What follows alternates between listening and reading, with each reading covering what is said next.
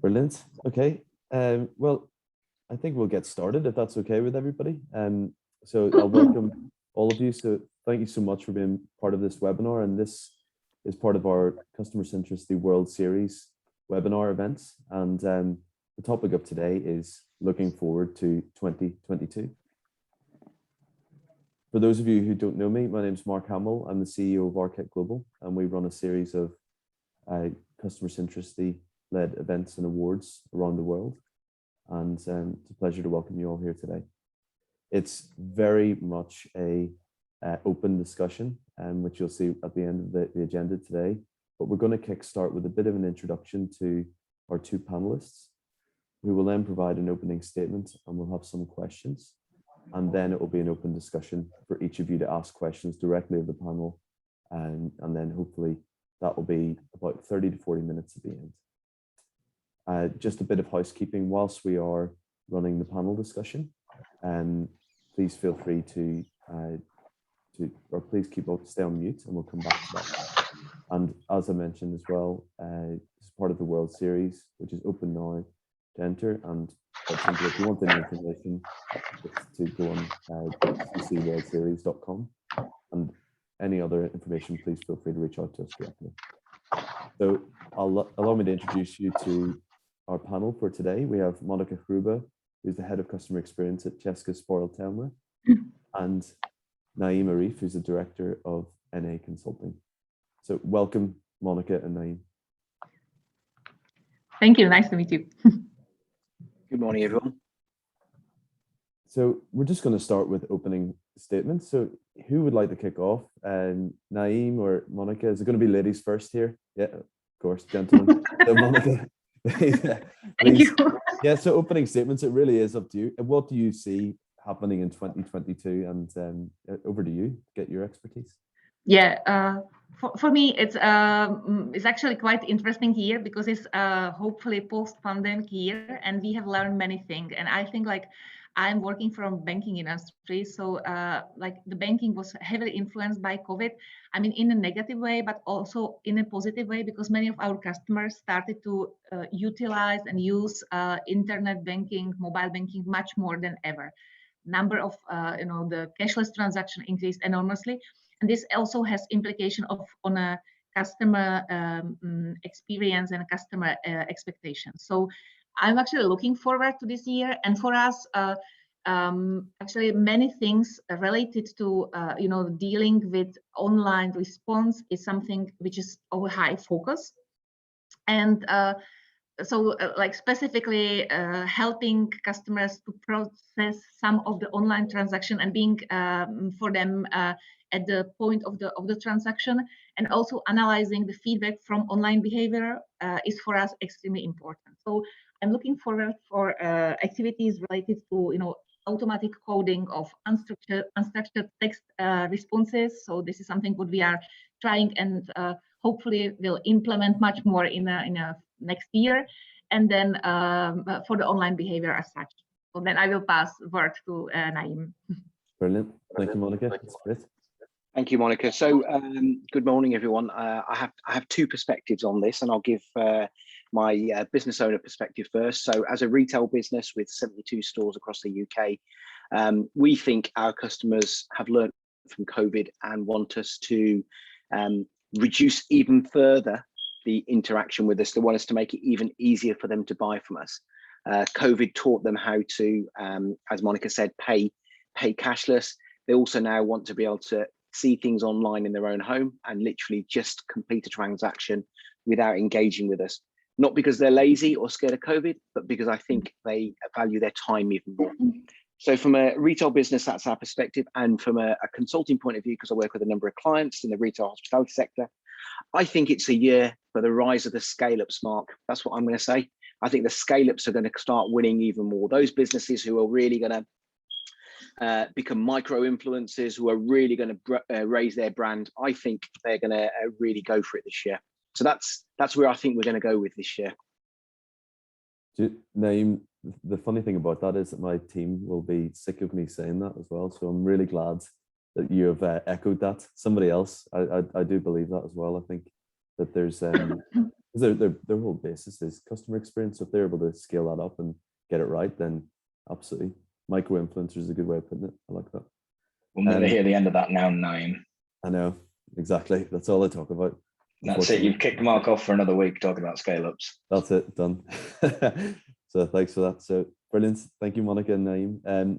So one of the things that we've been doing a bit of research on recently is about Forrester's predictions ahead of 2022. I'm not sure if any of you have seen those.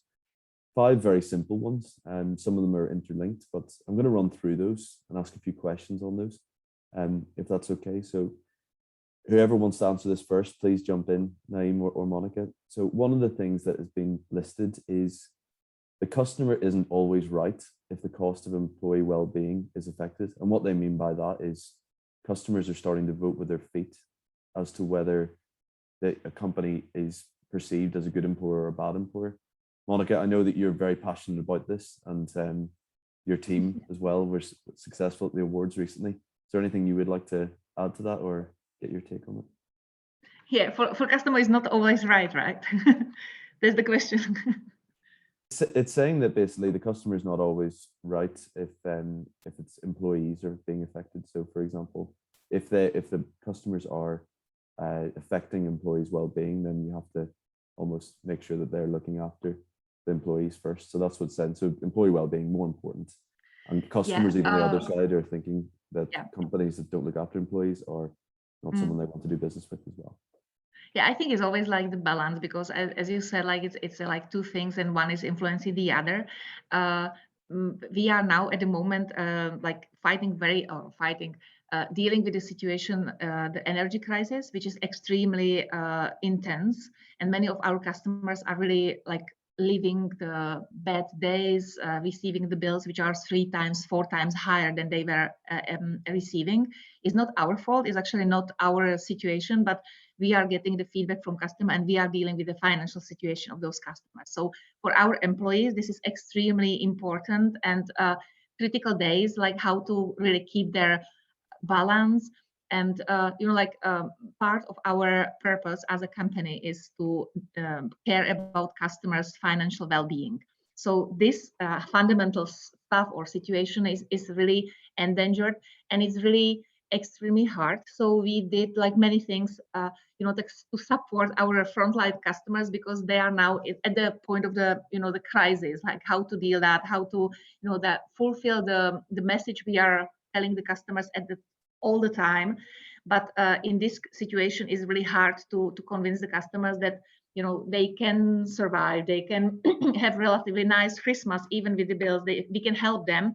Or for some customers, we have to say also that we will not help them, because I think this is not the best solution, and the best solution is actually change the provider to make it better. So it's actually at this time, we are really doing a lot of activities for our customers just to help them to survive this situation. So like the board is actually visiting them at their workplaces.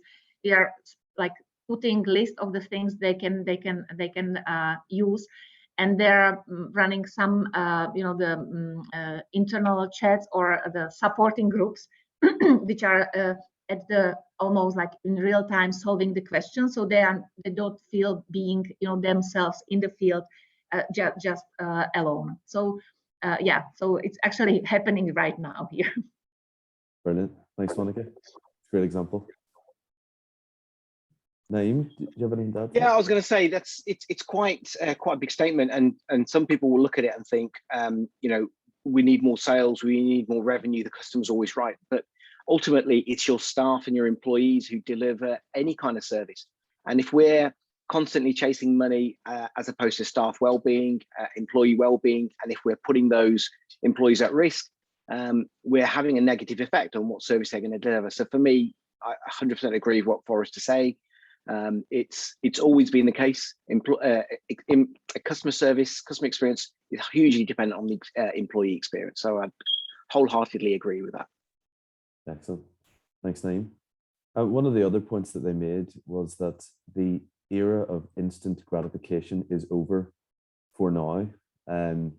So I think this is related very much to the supply chain issues that have occurred around the world. I for one, don't necessarily agree with that. I think people have been a bit more, let's say, willing and to be patient. But is that over for 2022? I don't know. Maybe I'm putting words in your mouth. But Naeem or Monika, if you'd like to give some feedback on that. Yeah, I can take that one first. I mean, look, we've got a global shortage of everything, haven't we? It seems that a month ago we were saying Christmas is going to be cancelled because we're not going to get Christmas presents and all sorts. So with that in mind, the next day delivery, the Amazon Prime kind of concept that we had and that was driving customer service and customer expectations, I think that has certainly changed. It took a lot of bravery for us to tell our customers that you're not going to get this tomorrow, you're not going to get it next week. And, you know, we're risking losing a sale by saying to customers, it's going to take 2 to 4 weeks. Luckily, customers are used to it. But what I'd say is there is other ways of instant gratification. So you can still treat them extra nice. And, you know, we've had customers where we know they're going to wait for a while and we've offered them complimentary things, you know, like in our business, we've offered them rugs and things like that, just to sweeten the blow. So you can still do some instant gratification, but the next day delivery, the urgent service turnaround, yeah, a lot of people are used to that. One thing I will say on that, last thing I'll say on that is I think customers are a little bit fed up of hearing that there's a shortage because they don't understand and they feel that we've had 18 to 24 months of COVID and we should have sorted our act out. So that's the only thing I'd add to that. Yeah, I think I am not working in a business where we are delivering the goods and typically the bank products are quite easily to produce at any time. But we see the impact of instant gratification on the communication channels and the time of the response, where like the customers' expectations are much higher and we have to respond more quicker. So like when we are looking at our portfolio of channels for client communication, the ones which are like providing the instant feedback are much more preferred, and we can see a really steep rise of the things, for example, like chat or typically chat or even like WhatsApp or the social media. So if we are not quick enough, we are getting the feedback quite hard and very quickly. And like we have discussions here with my colleagues because the government or the legislation is still like having the old time discrepancies and limits, which are not true anymore in the client's eyes. So here we are tackling, there's something what is given by law where we are totally fine because we still have, I think, like 30 days to respond to client complaint. But on the other hand, we don't do that at all, even like, I don't know, many years ago. So the time, for example, for solving the complaints is ±5 days.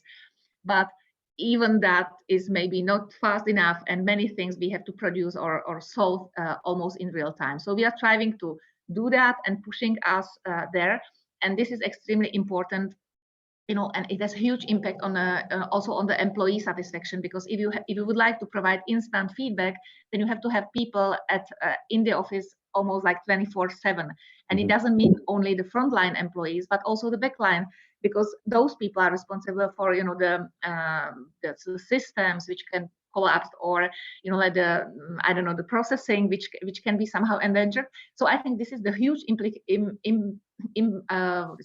impact on the companies as such. And I think like many times we think about just the front office. We don't think about the whole company being responsible and being or have to be in line with that. So it's a positive for customers. It's actually more natural, but it is extremely important and demanding on the the resources in the companies. Monika, can I ask you a related question? So that was the case in COVID when people couldn't come into branches, I guess. We had the online.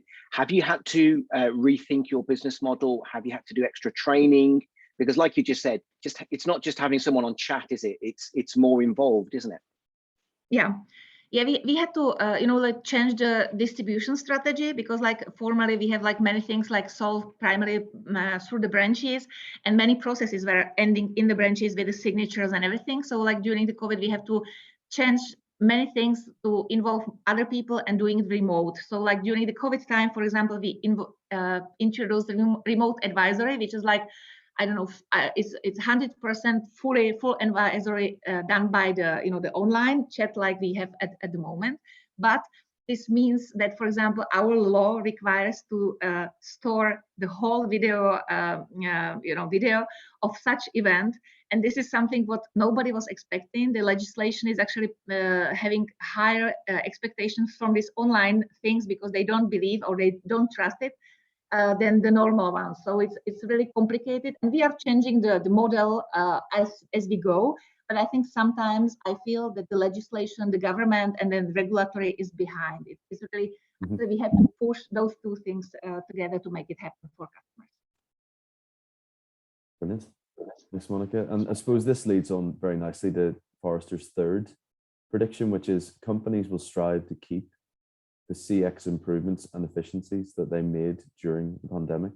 So are there any things that, Monika, you have learned that you're definitely going to retain post pandemic, let's say?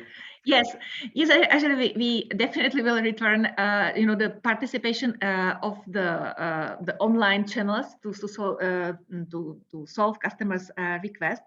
We have to even balance which role has which channel and how we can do that efficiently, because providing all the channels with full support is actually financially not the best thing. We already launched, it's actually months just now, the remote advisory, which for us is extremely huge steps forward. We still have a couple of issues to solve because, as I said, it has huge demand on the IT infrastructure and the storage. Because as a bank, we never saw we were providing the money, or we are lending or borrowing money, but we were not very advanced in the capacity of how to store extremely large files of the meetings of our clients, which are highly secure, huge. So that's something what brings totally new perspective into the businesses. But I think this is something what we will keep, and it's actually nice work to do that. It's inspired by people's life. It's actually very much appreciated by the clients, but for us, it's total game changer. Absolutely. Naeem?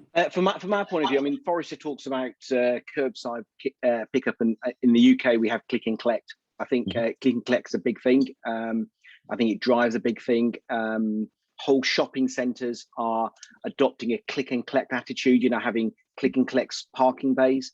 I think a number of my clients who are hospitality businesses are really driving this Uber Eats and that kind of thing. I really think we're also pushing that ourselves. Again, coming back to my point earlier, I think customers want to be able to buy from you as quick as they can, again, because they're time precious, so that's certainly something we had to do in lockdown 1, 2, and 3, and it's certainly something we're evolving. And again, from a client point of view, the click and collect, the home delivery service, people are getting McDonald's delivered for breakfast, which a couple of years ago I would have thought that's crazy, but people are doing it. And one of my clients has got a number of McDonald's type outlets, and they're seeing a huge drive in orders at sort of 8:30, 8:20, 7:30 in the morning, where frankly some people are too busy to make breakfast, so they're ordering the breakfast, jumping in the shower, coming out, and the breakfast turns up. That would be something that no one would have expected 2 years ago. That's for sure. It's amazing.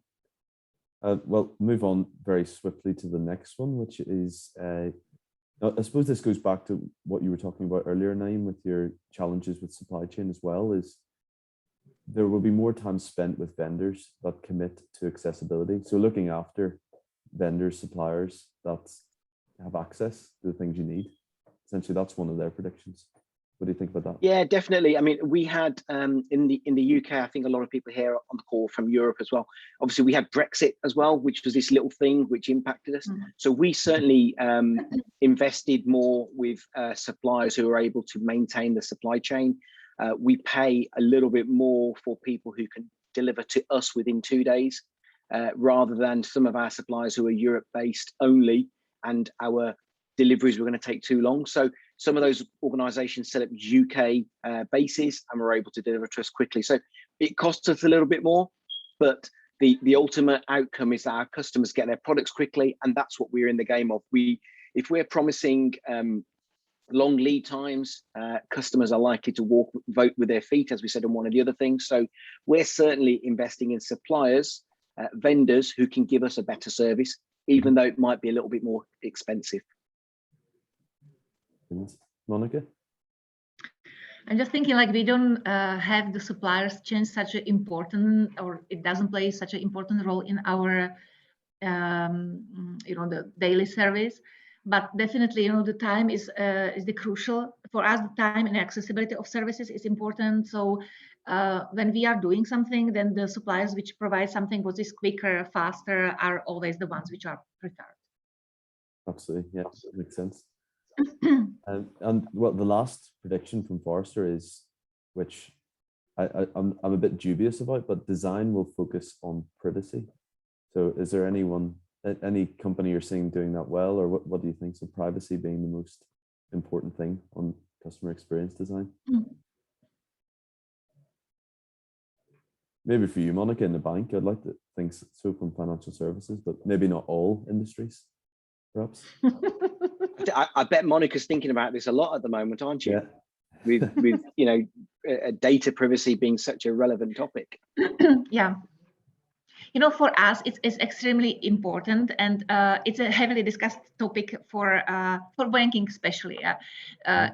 We know many things about our customers, and in order to be closer and to be relevant, we would like to be personal. So it's always like the discussion about like how much of the data you are collecting you can use for further communication with the client, even if it's for their own benefit. It's the issue which is like heavily tracked and discussed. And at the moment we are, as Česká spořitelna, we are starting the new product, which is the personal advisory for each customer. So we had the tool which enables us to see the customers' events and triggers, financial ones, and then we would like to react on those and be at the point when the customers is making the decision, but also being at the point where the customers is in troubles, because this is what the customers want. And there is a really thin line between like being wanted and being totally inappropriate. But if I take the nice examples, for example, we are able to see if the customer is close to the borders to provide, and he is not insured, so we can offer the insurance for the other countries, for example. Or we also see like when the customers would like to pay and he's stuck at the cashier, not having enough cash or enough money to pay, and at this point we are able to provide quick loan. So this is the things which customers really appreciated, when you are totally relevant, even though you are using the highly personal information about the cash balance or about the location. But there are many others which are maybe on a fine line. And then there's a question of like knowing the customers very good. We are running a lot of the segmentation and profiling of the customers, and we would like to invite customers also being part of that, so he can really actively say, this is the information or this is the services, the personal services I would like to be provided, and this is maybe too much for me, because it can depend that, for example, Naeem will be the one which say, okay, tell me everything, because I don't care and I don't want to spend time, like thinking about that. On the other hand, I might be the person which is like super suspicious and I don't like to have it. So we would like to do the the personalization and the data usage of the data really customer based. So the customer would have the active role in providing or setting the level of the utilization of such data. But I think I'm a positive person, so I see many benefits which can be there, and I think like the ethical aspect in this is for me the natural, because like if the company is not I would say thinking about the data in this way, this is not going to work in the long term. So I think especially nowadays when the data are everywhere and the techniques how to use them are improving, it's extremely important that the company is careful about the data usage and data policy, and it's maybe even more than ever transparent about how they do that, because the customer, the new generation, if I see my kids, they are totally fine to set up the level, and they are not lazy. I think like my generation was lazier, or my parents, they don't know, for example. So this is the change. So from people who don't know, through the people who are lazy to care about that to the persons who are highly conscious. And I think this development is extremely important, and it's really vital for any company to be conscious about that and set the rules up front and think about that. So I'm looking forward, because I think I love the data behind everything, and I think being in banking, it's a pleasure, because you have really many data and you can really help at the right moment. But I think also I'm really paying respect to the customers to be the ones which are active and say the when yes and when no. Brilliant, Monika. Yeah, I think Monika, you hit the nail on the head, because the thing is, if you're a customer of Monika's and you're running out of money, you almost want to be offered some support rather than the time when you've run out of money. I think that's the balance. And I would say it's more about how you then push the information to that customer, because we all use Amazon, and Amazon says you bought this item and now it needs these batteries. We're all happy with some things. I think it's about how that the follow on or the extra communications happens. From my point of view, I think a lot of people got scared about GDPR because we scared people into thinking you can't hold people's data, but GDPR allows you to hold data for people who are customers of you if you have a relevant reason to do it. So using that data, you should try and use that data, yes, but I think you've got those people who are completely scared and they think, Google's watching everything I'm doing, versus those people who are very happy to get that information. I like getting in my car in the morning, putting my phone in, and it tells me it's this much time to work, because it knows I take that route every day. I like that. But there'll be some people who will say, no, Google's watching me. I almost feel like I've got nothing to hide, Google. I'm going to work, it doesn't matter. So I think the personalization of data is very important, as Monika says. And I think it's a massive value add for us in the flooring business. We know, and we try and capture information that people give us about birthdays, because we send out vouchers. We'll capture information about anniversaries of how long you've had a product or what other products you want in the future, and we send that information out to people. What we don't say in that communication is, we know it's your birthday, we've got that information, and we want to wish you it. We just send them a nice friendly, here's a voucher for your birthday, or we saw you bought this product last year, here's some new products next year. I think it's about how you use the data, whether it's softly we're being helpful rather than we're trying to sell you something. And I think that's where people get upset. Yeah, absolutely. Thank you for that, Naeem. And that brings us on nicely to the open discussion as part of the session. And we've already got a question through from Greg. I don't know, Greg, if you want to unmute and ask the question yourself, or you're happy for me to do it. It's up to you. It was less a question. It was more an example on the privacy topic. I think one good example is when you access one web page, that you have the options to select which data you want to share with this web page, and not only this button accept all that nowadays is very well known. This is not my example. It was also on the Forrester podcast when they were explaining the last this last point that you mentioned. Absolutely, yeah, Greg. I think we've all been in that position, haven't we? But yeah, that makes perfect sense. Are there any questions from the audience? Anyone have any questions for Monika or Naeem? From your point of view, which one will stand out more in 2022 out of these 5? Will I refresh everyone's memory first? And then go for it. So, yeah, customer isn't always right. If the cost of employee well-being is employee well-being, the era of instant gratification is over for now. Companies will strive to keep the CX improvements and efficiencies they made during the pandemic. There will be more time spent with vendors that can commit to accessibility, and then design will focus on privacy. Those are the 5. I will post. Me, if I can, yeah, I was gonna say, for me, it's the keep the improvements in going. It's always going to be that one for me, because we have to continue to evolve. That's my simple answer. What do you think, Monika? I think I will be all of them. I think like a privacy issue might be a big topic nowadays. Maybe I'm biased here, but like being from the the banking industry, but I think the data usage And of course, the data privacy is connecting very much with that, will be a quite important trend for 2022. Great, thanks, Monika. Just to expand on that, if I can. So keep the CX improvements going. That's what I think is important. Certainly in the UK, with lockdown 1 and lockdown 2, town centres, so city centres, took a big hit. And I think we're really interested to see what happens when we go into 2022, whether town centres can bounce back. Do people continue to work from home? In which case, prime real estate in the middle of the city centre next to the big shopping centre, is that really as valuable anymore? I think how those businesses evolve and react, for me, from a retail point of view and a hospitality point of view, we're really keen on seeing what happens with that. Do people go back to work? Do people come out at lunchtime and then go shopping, or after work go shopping? We want to see what's happening with that. And certainly, as banks, do they pop into the local bank at lunchtime? Mm-hmm. I guess that's a really interesting point for Monika as well. Yeah.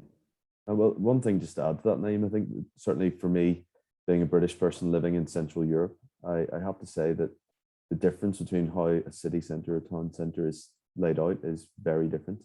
And I think more sustainable, because when you look at the Central European cities, it's not mainly about retail, and it's more about the experience. They're pedestrianized, there's cafes, there's smaller shops, and I think that that's something, I don't know, Naeem, what you think about that, but I think that's kind of the way that a lot of where retail sits in malls, and then the city centre is for pleasure, really, like you're for walking around. There's more accessibility, and I think that's something I find quite interesting living here. Yeah, I don't think it's so much the layout and the mix. I think the problem we have in the UK is transport links.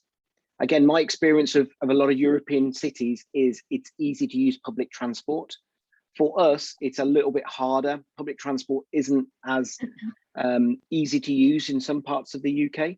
And for that reason, people want to drive into the city centre and then park up. And then that becomes a little bit harder. So I think it's a lot of things in the UK, but it's a really important thing in terms of those organisations, like a lot of the hospitality businesses, a lot of the restaurants, they're really having to work hard. They're really reliant on home deliveries and things like this in lockdowns. Fortunately, there's a massive rise in people living in the city centres, but a lot of these businesses, I think, would struggle. I'm not sure where you are situated, Monika, but I'm guessing you're seeing the same thing as a bank.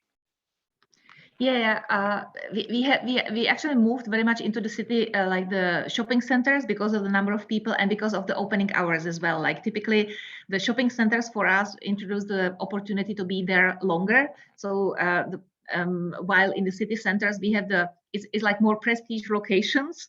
Typically, we have the nice ones there, like for higher segments and the other. But the most of the business is happening close to the shopping areas, even in the small cities. Actually, I'm thinking, because the public transport is working quite well. I'm sitting in Prague, and Czech Republic is relatively, we love the public transport quite a lot. But even in the small cities, the city centers are almost like a few cafes and something, but like everything what is happening around shopping centers. So we are moving our branches there. But I think, like for us, I mean, overall, the COVID means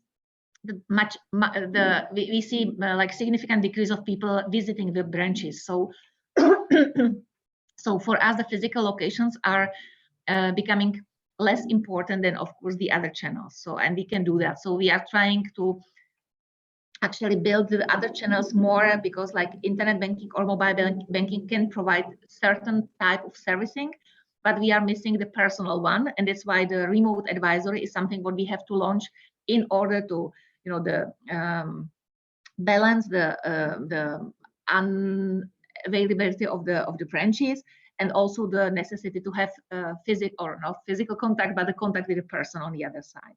So for us, actually, the digitalization is the main trend of post-COVID time. Thanks, Monika. And there's a question that's come through from Anka, which is, what other CX trends do you think will come in focus in 2022? So that's for Naeem or Monika or anyone. If anyone has any stories or any insight on what they think is going to happen in 2022, by all means, put your hand up and certainly give you the platform.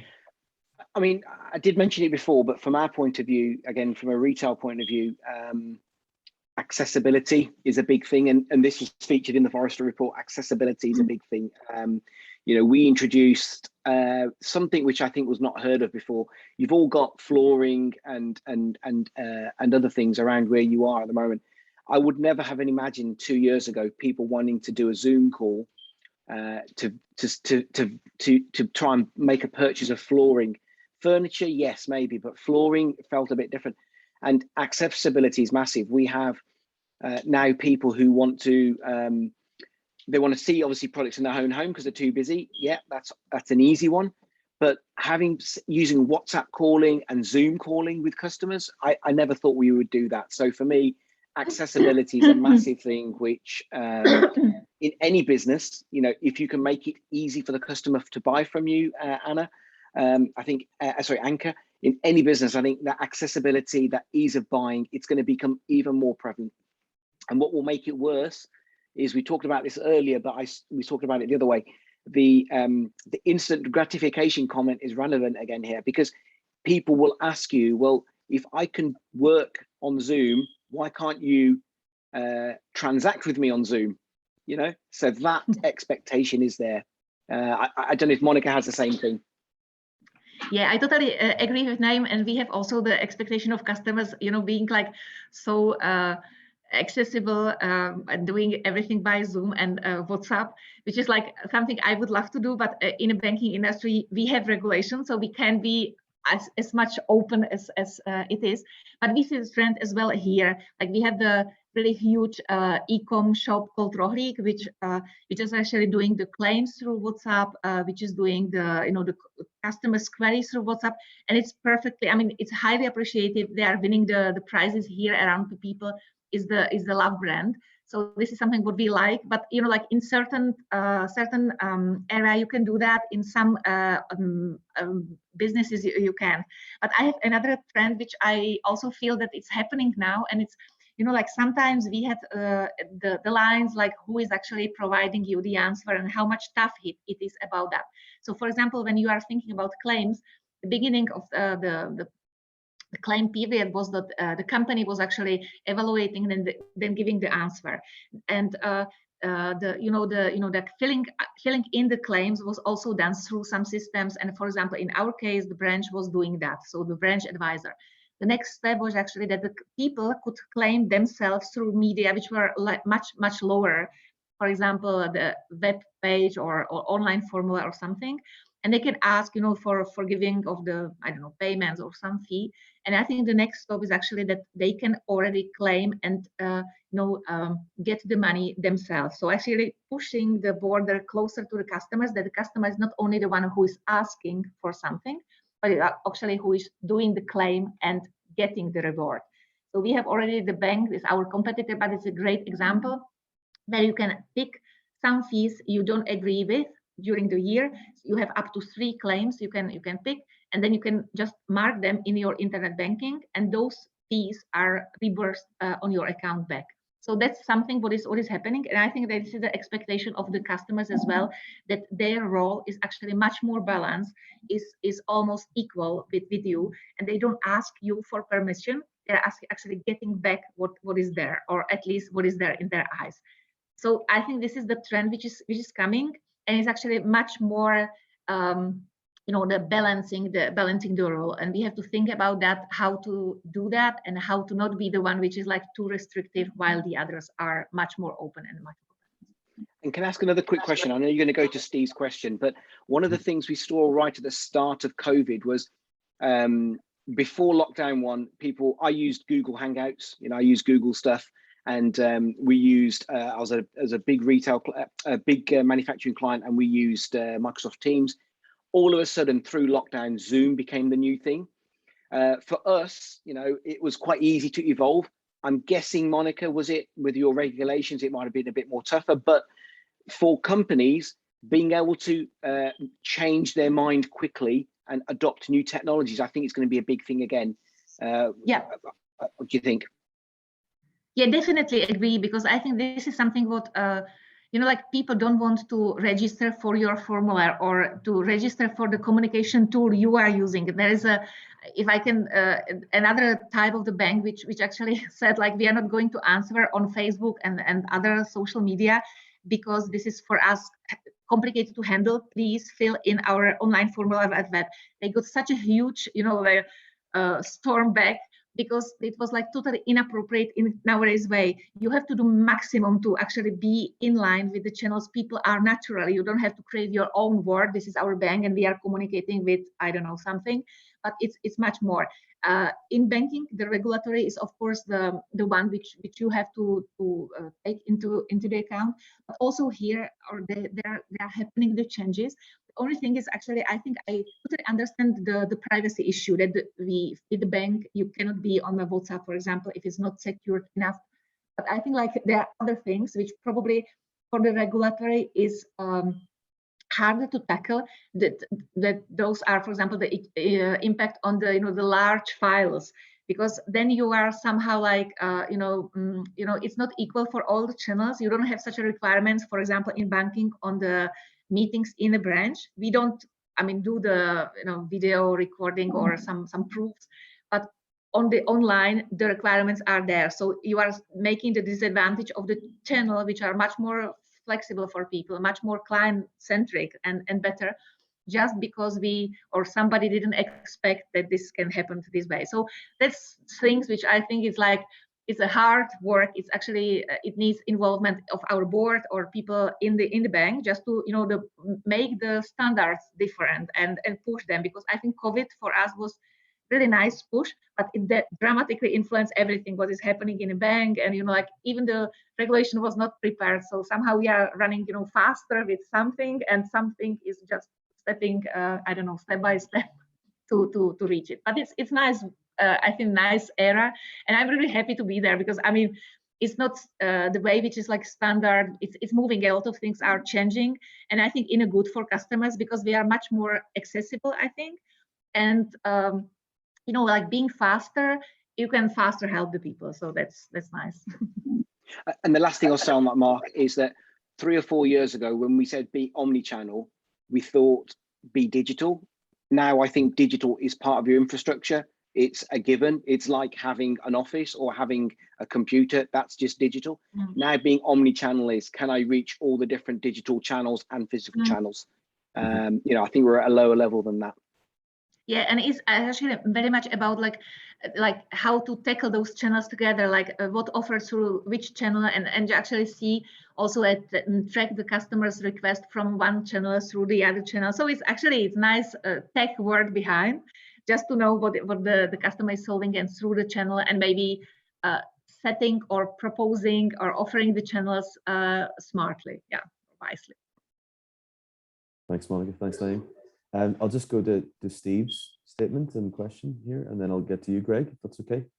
So in terms of other CX trends, Steve has suggested following the COP26 summit that we had last week, possibly the organization's green credentials will play an increasingly important part in the customer buying decision. Do you think this is going to be the case, Monika or Naeem? Is sustainability going to be a big part of consumer behavior?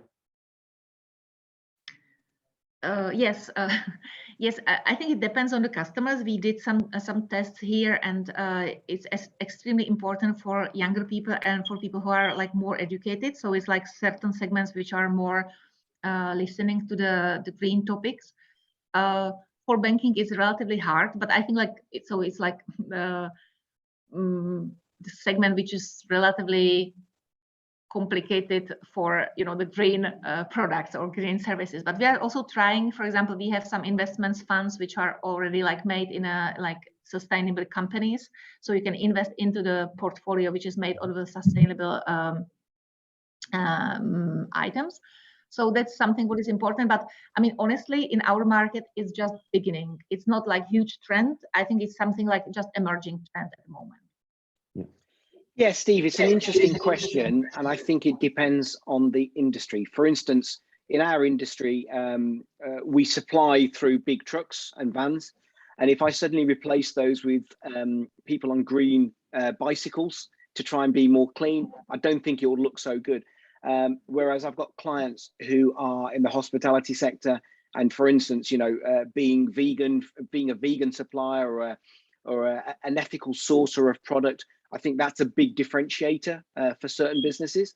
But like with the bank, I'm not sure how you can become more green, but maybe you can, support green trends. I think, Steve, it depends on the industry you're in. For some industries, it's very easy to do, and if you're not then doing it, then you're seen as a bad person. As I say, in ours, we can't start using we have to support ethical processes maybe, but it's not necessarily so easy for me, but I'm willing to be told that we could be more greener. I think it's broader as well. We have to look at our suppliers and also challenge them on their green credentials, for instance. And it's also for any, regardless of the industry that we're in, becoming more aware of and spending more resources on understanding, for example, the carbon footprint that we're imposing. In the end, I think the whole environmental green topic certainly has accelerated, or at least gotten boosted with the recent conference in Glasgow. And considering that 222 is just around the corner, I can imagine that this may be something that big firms are going to be looking at. Just putting it out there. Thanks, Steve. I appreciate it. Hey, Greg, over to you. Waiting patiently with your hand up for a while. No problem. It's difficult after Steve because this is an extremely important topic, and I think we are getting more aware, and it will get more important and important. But what I wanted to ask, it's not a trend, but it's a big question that I see a lot of reports from the US that there are not enough employees for all these companies. I spoke last week with colleagues in Italy, and they said unemployment rate is extremely high, but in this case, not because businesses are firing people, but on the other side, people are leaving the companies. And based on the fact that we have a lot of people from around the world in this call, what's your view on that? Because I was discussing, and I stopped then some weeks ago with a hospital, and they are saying the number of patients is increasing dramatically, not related to COVID, but in general, and they don't find enough employees with the right skill to cope with this number of patients, and therefore it's important to digitalize and all this stuff. But on the other side, I hear from US that they don't have enough people for call center handling all these customer topics. Perhaps Naeem or Monika or you, Mark, happy to hear your view on that. Yeah, for us, the employment or the unemployment rate is relatively stable. For after COVID, we had some rise of the people working in hospitality. So those people were on the market, and some of them were temporarily helping in other sectors as well. But I think in our segment, the situation didn't change so much. But what we are trying to do is actually, and it comes with the digitalization and with the complexity as such, actually utilization of the shorter times. So the mothers, for example, or home office provides for us opportunity to utilize those people who cannot work full time but are totally fine for part-time. And for example, part of our call center really moved into the home office, so we provided them with the machines and with all the technique necessary for that.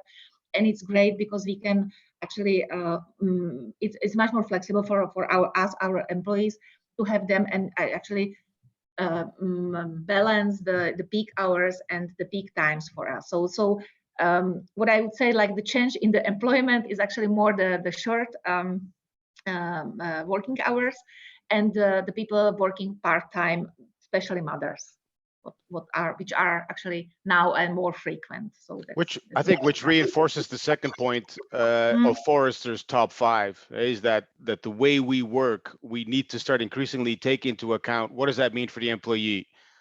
We've also I've seen come across LinkedIn and other platforms the whole mention about the great resignation, that people now working remotely are starting to reflect on the fact, well, if I can do this remotely from my home, then I'm actually I'm simply more able to do the same work for another company. So I think it's a very apt point that Forrester made, and I think Monika, you also confirm it, that a lot of people now are reflecting on. And the hospital example that Gregorio mentioned, people are starting to wonder, is this the way I want to work? Is that the company I want to work for? Is this the way I want to support my customers? It'll be interesting to see. Yeah, I think it's, you're it was a right. massive thing. Sorry, go on, Monica.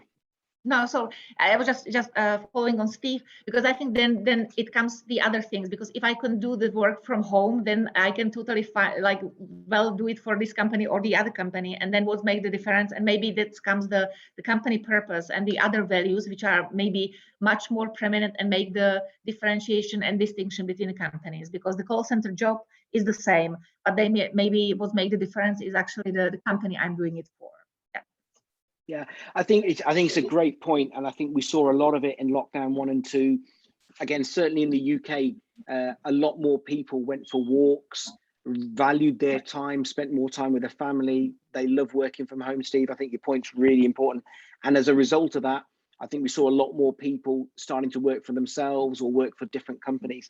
If I can come back to the original point that Greg made, I'd say it's really interesting that I'm talking about the fact that people want to spend less time seeing humans when they're buying. They want to make it easier. But by the same token, I still think giving a great personal service, speaking to customers myself, is a lot more valuable to them than going to my website or ordering through an app. And it's the two things, getting it right. We've got to continue to strive to make that human engagement streamlined, make it really easy. If it takes them too long to contact me physically or virtually, and for me to give them the answer, and it's easier for them to just click, click, click and get the answer, I think they'll take the click, click, click. And what will happen is we may lose more jobs to digital, to electronics, to automation, but then I think we'll have more jobs for people to monitor and manage and analyze the stats. I think we'll have more jobs. People may not want to hear this, more jobs for home delivery drivers. I always think hospitality, people coming out of hospitality, coming to work into other sectors, banking, retail, and whatever, I think is a great skill. So, there is always opportunities to cross train.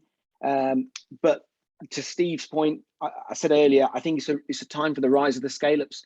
If town centres and everything else continue to decline, a lot more people will say, I can now do that same job for myself, for my own ethical brand. I will support my local charity. I'll give a percentage of profits. I'll be green. There's a lot of reasons why people will work for themselves. And, Mark, I'm giving you more ammunition here.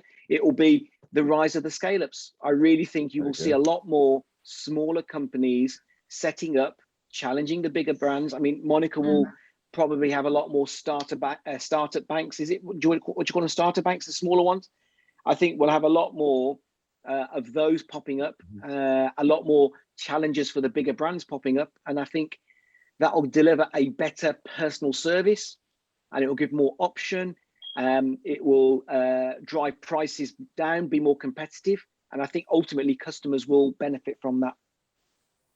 Yeah, I agree, Naeem. And I think that's got the rise of the scale up sounds like a movie in the making. So hopefully we can get that one made at some point. But yeah, I think all those points are great. Like for me, my just throw in, I would say, is I think it's about control, and people lost a huge degree of their control during the lockdowns, wherever they were in the world.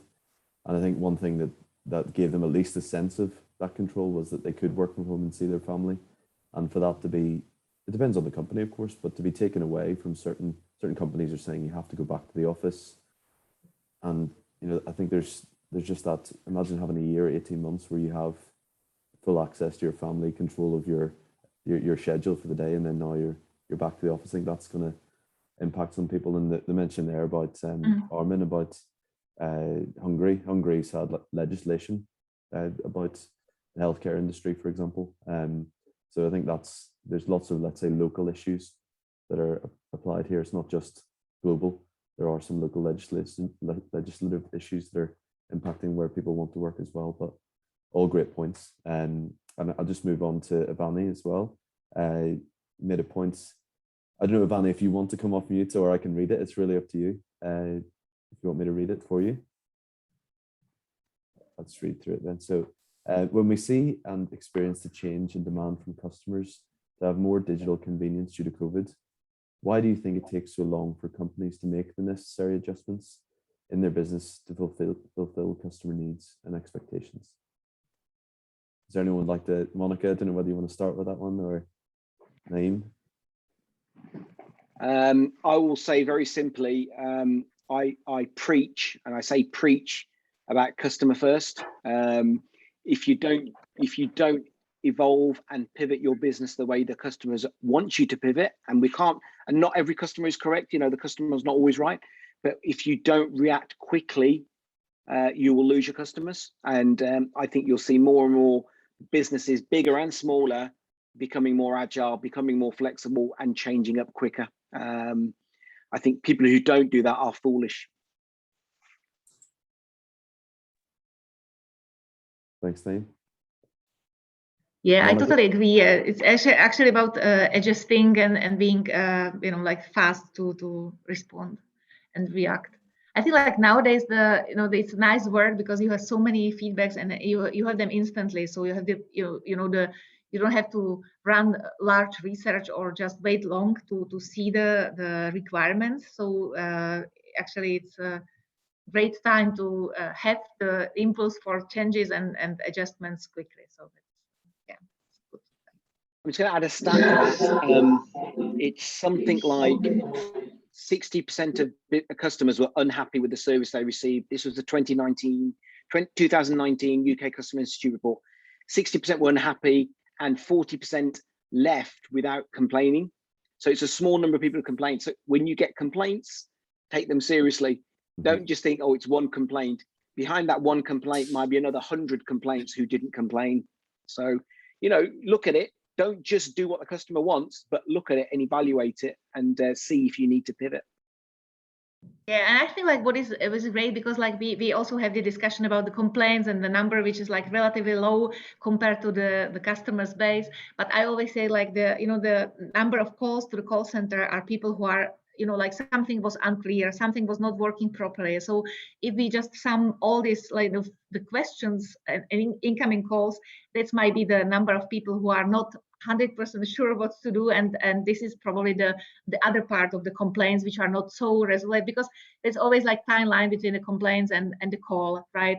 And it's evaluated in our case by the human or the customers who said like, hey, I will put the complaint, but some of the customers, and especially the younger ones, are not so much used to make a complaint, but to actually ask the query. So I think like more and more, probably we'll see that the customers are just asking for answer than just putting the complaint, because it's more like, you know, the complicated, there's a procedure, and all those people actually the people who have some unclarity and are not sure about something. So. Thank you so much, Monica. I'm sorry we weren't able to get to the final question here from Bryony, but we've sadly run out of time. But thank you so much, Monica and Naeem. Your insight is always amazing, and thank you so much for everybody who contributed as well on the open forum. So have a great rest of your day, a great start to the week, and hope to see you all soon. Thank you. Thank you for the invitation. Have a nice day. Most welcome. Thanks, Monica.